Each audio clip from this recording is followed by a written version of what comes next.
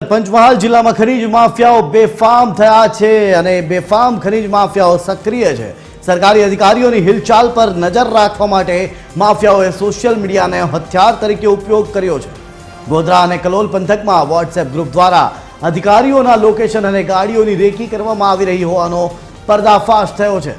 અધિકારી ઓફિસથી નીકળે કે તુરંત જ ગ્રુપમાં ઓડિયો મેસેજ વાયરલ કરી દેવામાં આવે છે, જેથી ઓચિંતા ચેકિંગ પહેલા જ માફિયાઓ સતર્ક થઈ જાય। આ મામલો સામે આવતા જ વહીવટી તંત્રમાં ભારે ખળભળાટ મચી ગયો છે।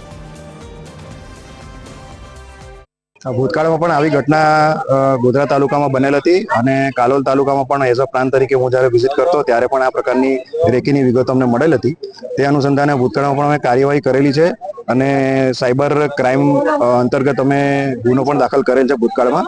અને જસ્ટ હમણાં નજીકના ભૂતકાળની અંદર પણ આવી ઘટના પાછી બનવા પામેલ છે અને એના માટે વહીવટીતંત્ર સજાગ પણ છે, વહીવટીતંત્રને આની જાણ પણ છે। જેવી રીતે અમારી ઇન્વેસ્ટિગેશન પૂરી થશે અને જેના નામો ખુલશે એના વિરુદ્ધમાં અમે કાયદાકીય કાર્યવાહી કરવાની તૈયારી છે।